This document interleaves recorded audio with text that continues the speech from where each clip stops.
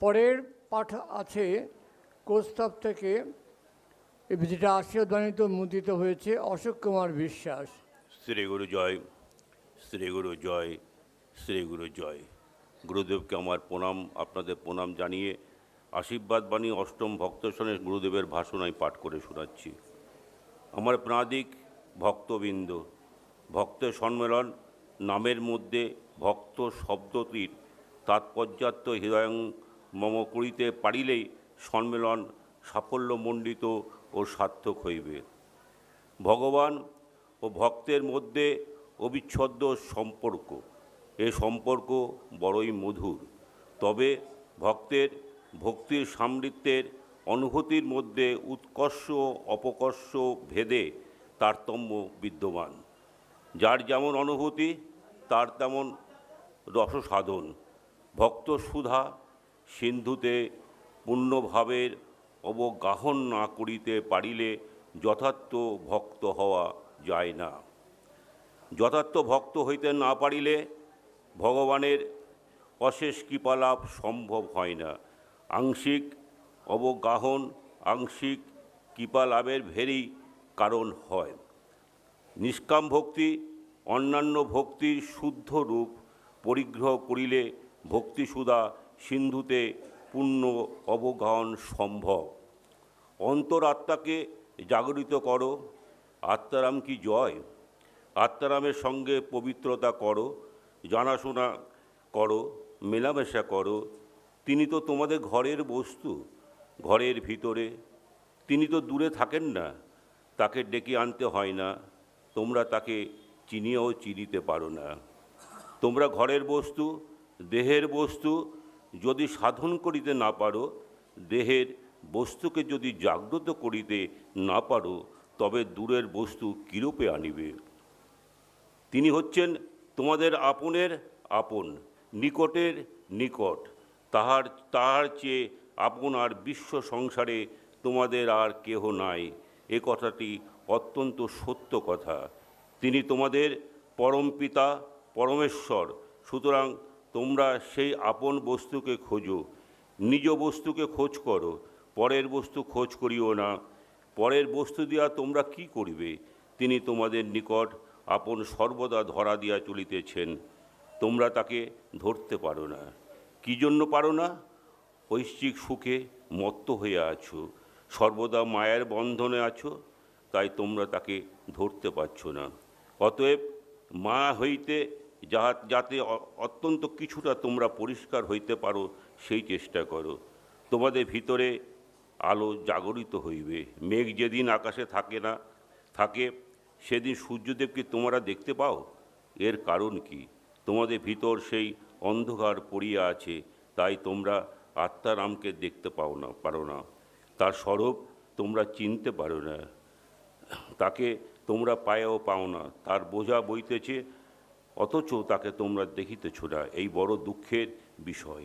তিনি তোমাদের হাঁটাইতেছেন, খাওয়াইতেছেন, ঘুম দিতেছেন, ঘুম পড়াইতেছেন, শান্তি দিতেছেন। সেটা হয় কিসে? না, তোমাদের কর্ম বিধানাসুরে তিনি তোমাদের ফল দেন। তার যেমন কর্ম তার তেমনি ফল দিয়া থাকেন। তোমাদের কর্ণ মঙ্গলধ্বনি শ্রবণ করুক, তোমাদের চক্ষু অমৃত দর্শন করুক, তোমাদের জিহ্বা মধুর ও সত্য বাক্য উচ্চারণ করুক। তোমরা সত্যকে ক্ষমা করো, তোমরা বন্ধুকে প্রিয়তর করো, কখনো কাহারও সহিত বিশ্বাসঘাতকতা করিও না। একজনের দোষ অপরের নিকট না বলিয়া দোষীকে দোষের কথা জানিয়ে দাও। তোমরা যেন পরস্পরে বিদেশ ভাবাপন্ন না হও। তোমরা শক্তি লাভ করো, তোমাদের সর্বদা মঙ্গল হোক, তোমাদের অমৃত লাভে যত্নবান হও। ওং পুণ্যমদং পুণ্যমেদং পুণ্যাত্মোচ্চ মুদচ্যতে পুণ্যস্য পুণ্যমাদায় পুণ্যমেবা ভবিষ্যতে। ওং শান্তি, ওং শান্তি, ওং শান্তি। ওং শ্রী গুরু জয়, শ্রী গুরু জয়, শ্রী গুরু জয়।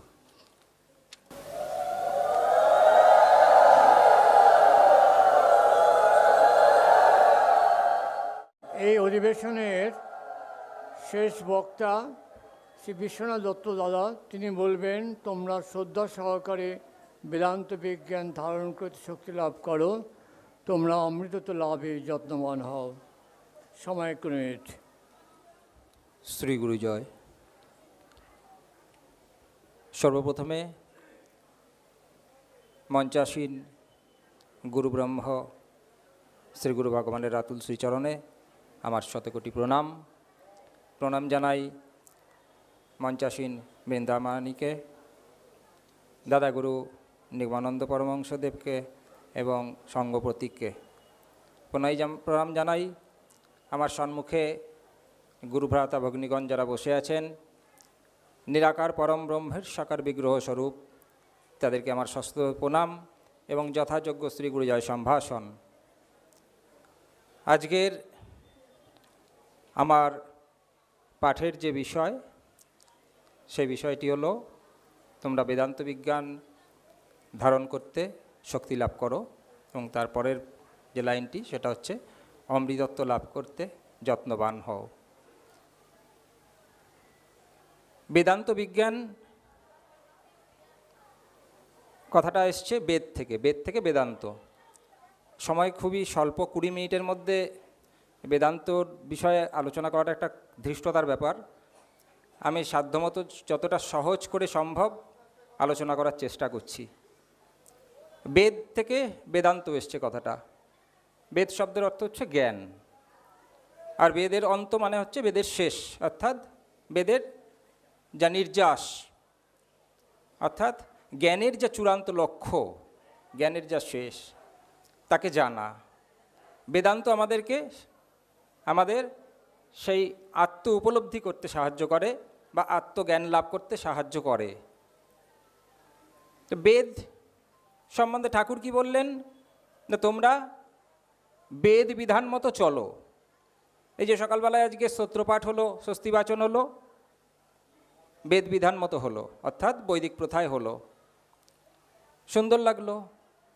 তো বেদের মধ্যে আছেটা কি না, এই যে আমরা যে সমস্ত ভগবান বিগ্রহদারি সমস্ত বিগ্রহাদি বা যাদের আমরা পূজা অর্চনা করছি, যাগযজ্ঞ করছি, সেই সমস্ত রীতিনীতি, আচার অনুষ্ঠান, বিধান, এগুলি বেদের অঙ্গ। সেখান থেকে সমস্ত এই বিধানগুলি জানা যায় বা এই শাস্ত্রীয় জ্ঞান লাভ করা যায়। অতএব এটি কর্মকাণ্ড এবং জ্ঞানকাণ্ডের একটি অংশ বেদটা। বেদান্ত কি বলছে না, বেদান্ত হচ্ছে গিয়ে যে অখণ্ড ব্রহ্ম বা অনন্ত সত্তা, যেখান থেকে আমাদের উৎপত্তি, এই গোটা বিশ্ব চরাচর যেখান থেকে উৎপত্তি হয়েছে, তাকে জানা। এবং শুধু জানা নয়, তার সঙ্গে আমার একাত্ম বোধটাকে বুঝে নেওয়া ভালো করে। অর্থাৎ বেদের সঙ্গে বেদান্ত ডিফারেন্স হচ্ছে বেসিক্যালি, বেদ হচ্ছে বাহ্যিক ক্রিয়াকর্ম সম্বন্ধে আমাদেরকে অবগত করায়, আর বেদান্ত হচ্ছে গিয়ে আমাদের প্রত্যেকের মধ্যে যে ব্যক্তি সত্তা বা যে আত্মা আছে, সেই আত্মার উৎকর্ষ সাধনে, অর্থাৎ আত্মার জাগরণের জন্য সাহায্য করে। এটা হচ্ছে বেদ আর বেদান্তের মধ্যে ডিফারেন্স। বস্তুতপক্ষে বেদান্তটা বেদ থেকেই এসছে, যেহেতু বেদের শেষ ভাগ। তো বেদান্তর মধ্যে বেদান্ত বলতে গেলে মূলত 3টি ভাগ বোঝায়। একটি হচ্ছে গিয়ে দ্বৈত বেদান্ত, মাধবাচার্যের ভাষ্য থেকে পাওয়া যায়। 2 নম্বর হচ্ছে গিয়ে বিশিষ্টাদ্বৈত বেদান্ত, যেটি রামানুজের ভাষ্য থেকে পাওয়া যায়। এবং 3 নম্বর হচ্ছে অদ্বৈত বেদান্ত, যেটি শঙ্করাচার্যের ভাষ্য থেকে পাওয়া যায়। আমাদের আজকের আলোচনা মূলত অদ্বৈত বেদান্ত নিয়ে। অদ্বৈত বেদান্ত শিক্ষা কি না, একত্ব, ইউনিটি, বিশ্বের সমস্ত জিনিসের সঙ্গে নিজের একত্ব বোধ। অর্থাৎ যে ভগবান বা যে মহাসত্য থেকে আমাদের উৎপত্তি হয়েছে, তার সঙ্গে আমার একত্ব বোধ। তাহলে একত্ব বোধ কখন হবে, একের সঙ্গে এক কখন মিলবে? যখন আমি ভগবানকে চিনতে সক্ষম হব, যখন আমি ব্রহ্মকে চিনতে সক্ষম হব, তখন আমার সঙ্গে আমি ব্রহ্মকে এক করতে সক্ষম হব। এটি একটি বিস্তর প্রসেস। বেদান্ত হচ্ছে কি একটি টেকনিক্যাল জিনিস, এটি বিজ্ঞানসম্মত জিনিস। তো এটা স্টেপ বাই স্টেপ এটা থেকে এগোতে হয়। তো সেই যে আমরা যদি ব্রহ্ম বিচারের দিকে যেতে চাই এখন, সেটা এই সময়ের মধ্যে সম্ভব নয়। সেটার পদ্ধতি আলাদা। ওটা একটা মেটাফিজিক্সের পর্ব।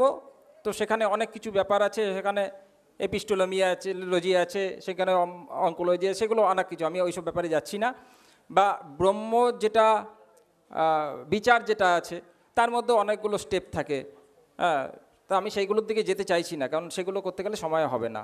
আমরা শুধুমাত্র বুঝে নেব যে বেদান্ত বা ব্রহ্মকে, বেদান্ত যেটা বলছে অর্থাৎ ব্রহ্মকে জানা, বা আমাদের এই আত্মসত্তাকে জানা, নিজেকে চেনা।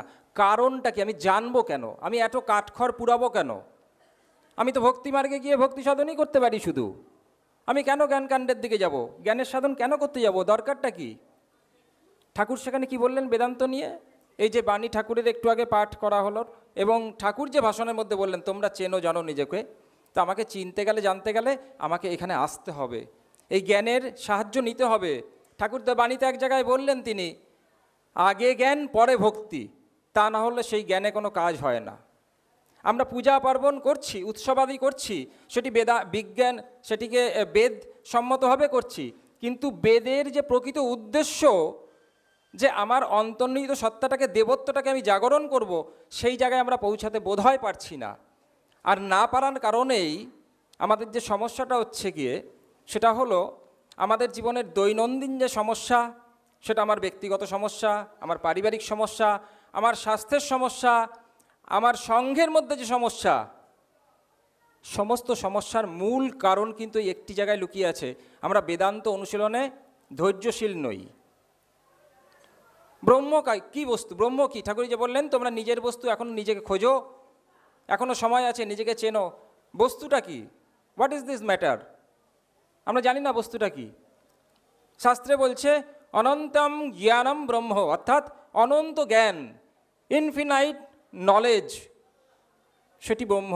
তো ইনফিনিট নলেজ যেখানে, অর্থাৎ অনন্ত, যার কোনো সীমা নাই জ্ঞানের, তাকে কি সাধনা ছাড়া পাওয়া যায়? ঠাকুর তার বাণীতে বললেন সাধনার প্রয়োজন, অর্থাৎ অধ্যাত্মবিদ্যা বা অধ্যাত্ম সাধনার করার প্রয়োজন আছে। তো এই অধ্যাত্ম জিনিসটা কি না? ভগবৎ স্মরণ নেওয়া।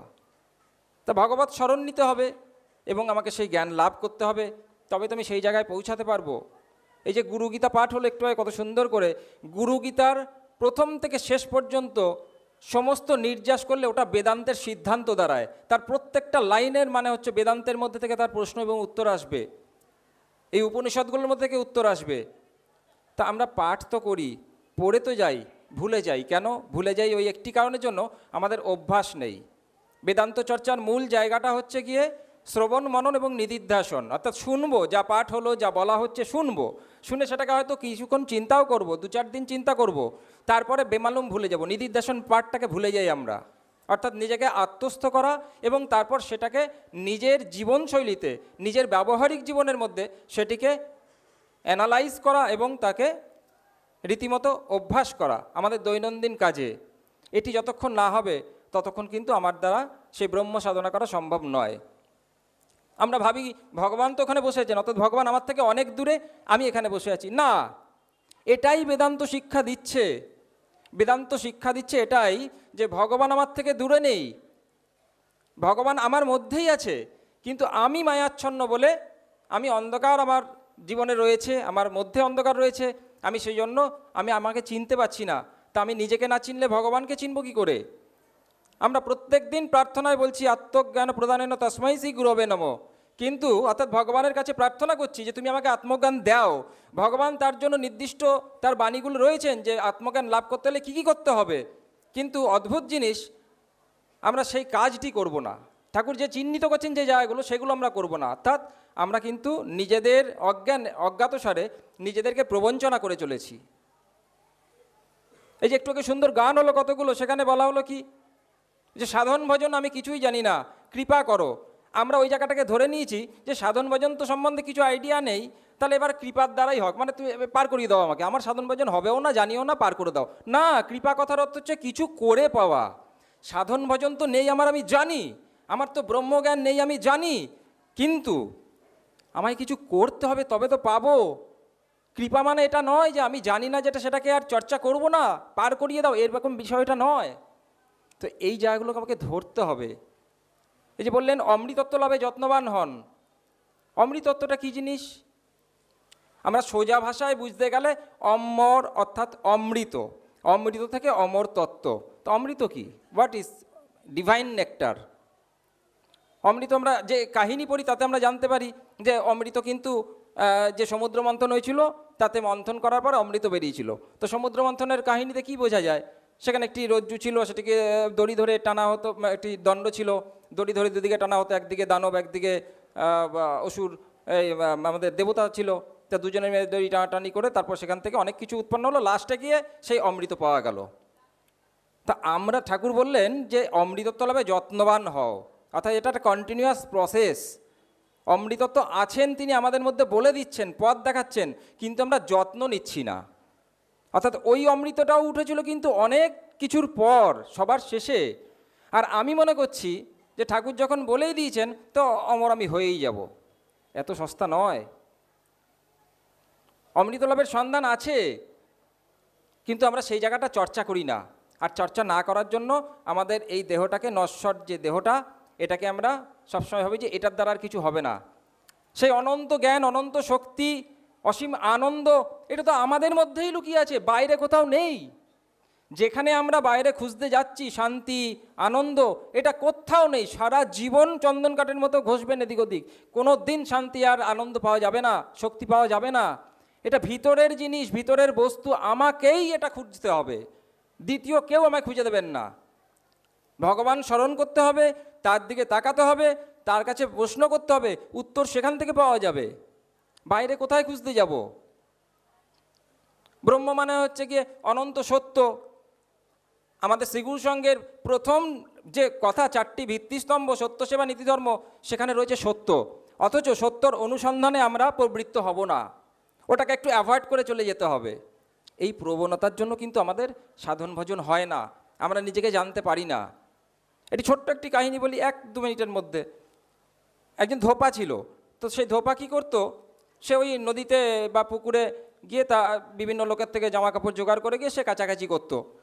তো কাছাকাছি করতে করতে সে রাস্তায় কোনো সময় একটি হীরের খণ্ড পেয়েছিল, বেশ বড় সাইজের।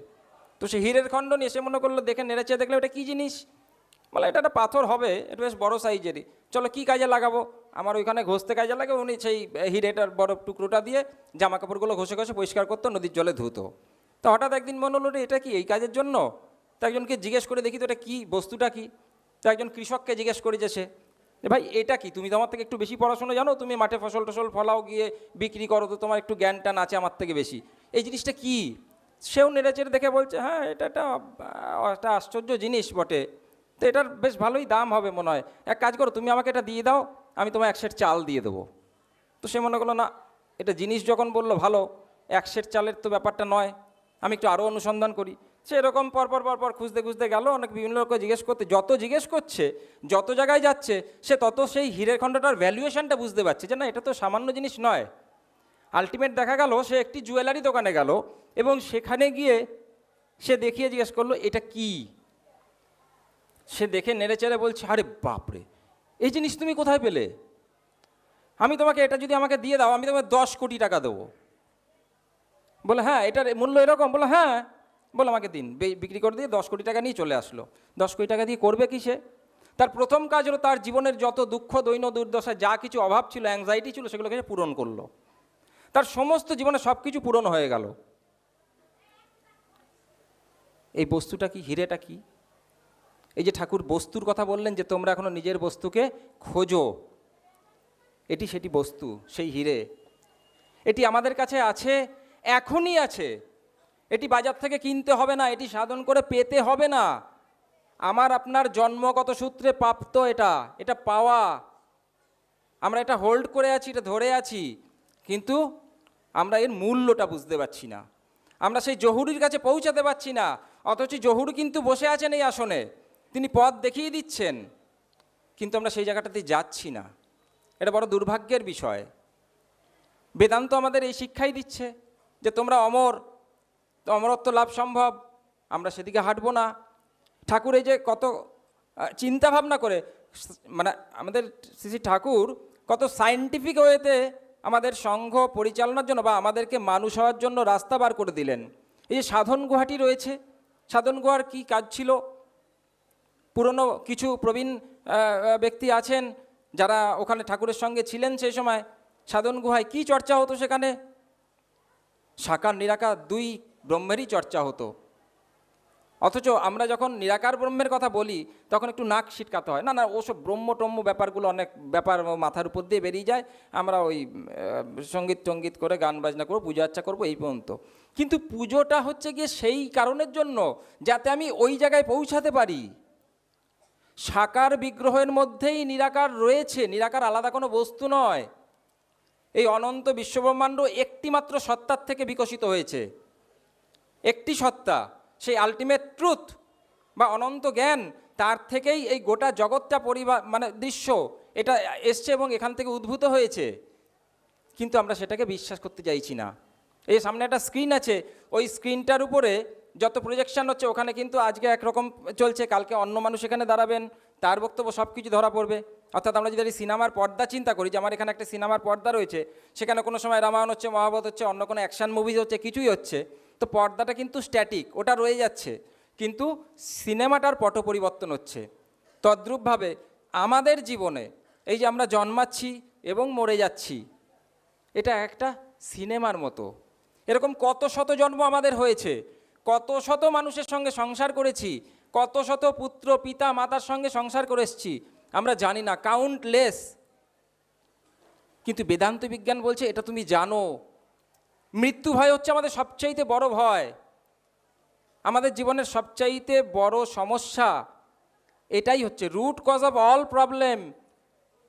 আমাদের এই ফেথ ইন আমাদের এই যে আমাদের মর্টাল যে শরীরটা, অর্থাৎ আমাদের যে মরণশীল শরীর, এটাতে বিশ্বাস করাটাই হচ্ছে কি সবচাইতে বড় ভয়, এটাই আমাদের সবচাইতে বড় জড়তা।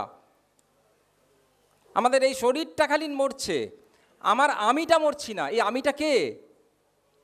এই যে আমি এখান থেকে দাঁড়িয়ে কথা বলছি, আমি আপনাদের সবাইকে দেখতে পাচ্ছি, এই চেয়ার টেবিল কাঠ সবাই বসে আছেন দেখতে পাচ্ছি, এটা হচ্ছে অবজেক্ট, এটা দৃশ্য, আমি দ্রষ্টা, আমি এখান থেকে দেখতে পাচ্ছি। আমাকে কে দেখছে? এই যে আমার শরীর যেটা টাচ করতে পারছি, শরীর, অন্নময় কোষ, এই যে শ্বাস প্রশ্বাস নিচ্ছি, অর্থাৎ এটা হচ্ছে কি আমার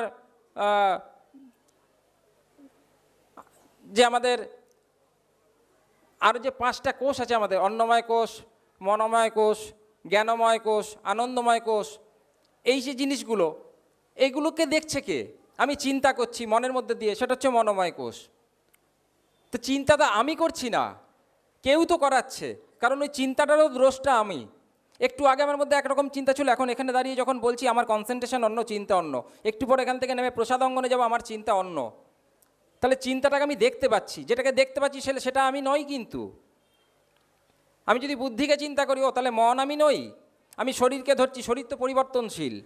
ছোটোবেলায় আমার যে ছবিটা ছিল, নিশ্চয়ই 18 বছর বয়সে আমার ছবি পাল্টে গেছে, এখন একরকম ছবি, আবার যখন 80 বছর বয়স হবে তখন ছবি পাল্টে যাবে। তখন কিন্তু অন্য কেউ না চুনলেই আমাকেও কিন্তু ছোট যে ছবিটা দেখানো হয়, আমি বলবো ও এটা হ্যাঁ আমি। এই আমিটা কে? এই দেহ তো পরিবর্তন হচ্ছে, কিন্তু আমিটাকে আমি যখন দেখছি আমার পরিবর্তন হচ্ছে, তাহলে আমি তো দ্রষ্টা নই, কেউ একজন আমাকে দেখছে। যিনি দেখছেন সেই আলোকে আমি আলোকিত, সেই আলো আমার মধ্যে রয়েছে, কিন্তু আমি তাকে ধরতে পারছি না আমার অজ্ঞতার কারণে। এরকম আমি যেমন আপনাদের দেখছি, আপনাদের দ্রষ্টা আমি, এরকম আপনাদের সমেত আমার, এবং ওই পাশে যারা রান্না করছেন, ওখানে যারা প্রসাদাঙ্গনে বিভিন্ন জায়গায় রয়েছেন, এই সমস্তভাবে সমষ্টিগতভাবে যিনি দেখছেন, সেই শাশ্বত সত্তা বা সেই চেতনা, সেই চেতন যে শক্তি, তিনিই ব্রহ্ম। এবং সেই ব্রহ্ম আমাদের মধ্যে রয়েছে, আপনার মধ্যে রয়েছে, পূর্ণ সত্তা নিয়ে, অপূর্ণ নয়। ঠাকুর উদাহরণ দিলেন আমাদের সামনে, তিনি বললেন কি, আমি অংশী, অংশ নয় অংশী, অর্থাৎ তিনি অংশ নয় অংশী। আমরা যে শান্তিমন্ত্র পাঠ করি সেখানে কি বলি? পূর্ণমদ পূর্ণমিদং পূর্ণাৎ পূর্ণমুদচ্যতে পূর্ণস্য পূর্ণমাদায় পূর্ণমেবাবশিষ্যতে। অর্থাৎ পূর্ণ থেকে সমস্ত কিছু হয়ে যাওয়ার পর যেটি অবশিষ্ট থাকে সেটিও পূর্ণ। সমুদ্রের জল, যখন সমুদ্রের মধ্যে ঢেউ থাকে, ছোট বড় বিভিন্ন তরঙ্গ থাকে, সেখানে সমুদ্রের বুদবুদ থাকে। তো সমুদ্রের বুদবুদ বা জলের ঢেউগুলো যদি নিজেদের মধ্যে আলোচনা করে যে আচ্ছা এই তুমি যে বড় ঢেউটা উঠলো, এটা ছোট ঢেউ, এটা একটা বুদবুদ, ভাই তোমার সঙ্গে গভীর সমুদ্রের যে জলের কোনো সত্তার আলাদা আছে? না, কেমিক্যালি একই, তার বন্ডিং কিন্তু একই, সেটা জল, সমুদ্রের জল। ওটা অ্যানালিসিস করলে একই জিনিস বেরোবে, কোনটা বড় ঢেউ, কোনটা ছোট ঢেউ, কোনটা বুদবুদ। সে সমুদ্র থেকেই উত্থিত হচ্ছে এবং সমুদ্রেই ফিরে আসছে। অর্থাৎ আমাদের এই যে অনন্ত সত্তা, যেটা আমরা ব্রহ্ম থেকে উদ্ভূত হয়েছি, আমরা এই পৃথিবীতে এসছি, আবার কিন্তু সেখানেই মিলব। অর্থাৎ অদ্বৈত থেকে শুরু, মাঝখানের অংশটা দ্বৈত, এবং আবার শেষ পর্যায়ে কিন্তু আমরা সেই অদ্বৈততেই ফিরে যেতে হবে। আমার সময় মনে হচ্ছে শেষ হয়ে গেছে, কারণ সঞ্চালক দাদা চলে এসছেন, সময় শেষ হয়ে গেছে না? তো খুব বেশি আর ব্যক্ত করা সম্ভব হচ্ছে না। আশা করি আমরা ঠাকুরের যে বাণীগুলো সেই দিকে আমরা নজর দেব, এবং এই বেদান্ত বিজ্ঞান ধারণ করার জন্য এবং অমৃতত্ব লাভ করার জন্য অনেক কিছু রয়েছে তার বাণীর মধ্যে, সেইগুলো দিকে আমরা একটু নজর দেব এবং সর্বোপরি আমরা সেগুলো করার চেষ্টা করব। তার কারণ ওই বেদান্ত বিজ্ঞানের ধারণ করার জন্য একটি করার কারণটা হচ্ছে কি, ওটাই আমাদের যে অনৈক্য বা আমাদের মধ্যে যে একতাটা থাকছে না, এটাকে ধরার জন্য বা এই একত্ব বোধ আনার জন্য কিন্তু আমাদের এটা প্রয়োজন। আজকে এই বলে শেষ করলাম। শ্রী গুরু জয়, শ্রী গুরু জয়, শ্রী গুরু জয়।